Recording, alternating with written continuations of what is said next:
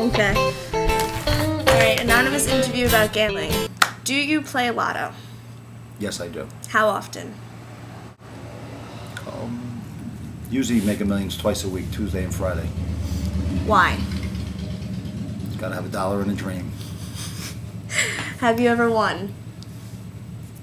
No. Small. Small? Yes. Like what? Like if you get the Mega Ball, you get $2. Okay. I've won that a number of times. Okay.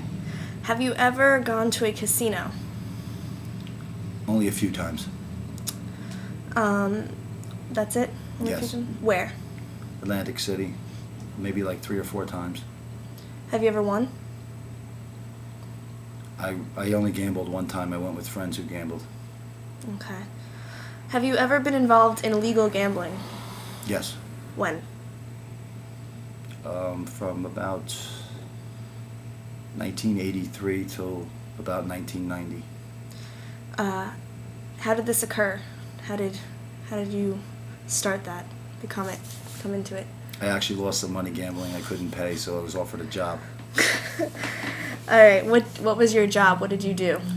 It's considered a clerk. I answered the phone and took bets over the phone from customers. Okay. Was it ever dirty, dangerous? Yes, I was arrested a number of times. Okay. All right. When you worked in the business, how widespread was it? How big? Between the 7 years I worked for 3 different gentlemen, and I would say each business had between 300 to 500 customers. Wow. Okay. With those 300 to 500 calls, was that just this area, this local area? Most of the customers were probably Rockland, some from Jersey, and some from New York City. Okay. What were the bosses like? Were they like what you see in movies? No, they were actually, all 3 of them were very nice men. But basically I was in charge of the offices. They were not there. I was paid once a week, met with them, and I was responsible for running the office and hiring and firing of the staff. How complicated was the job? You can get a little involved. I personally had to move lines, and I did all the paperwork for all the customers.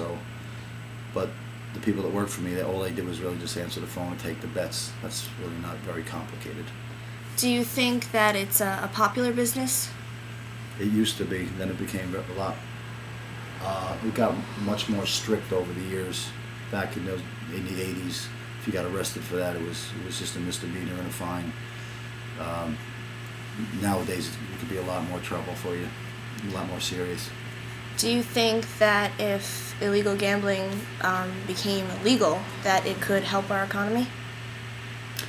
Well, in my opinion, the only reason it's illegal is because the government doesn't get a piece of the pie. Most of the offices that I know of, back then, they send their businesses now overseas to like Costa Rica or Venezuela or Santo Domingo, and it is legal over there. So in essence, America is losing money? Yes. Or possible money? Yes. Okay, thank you.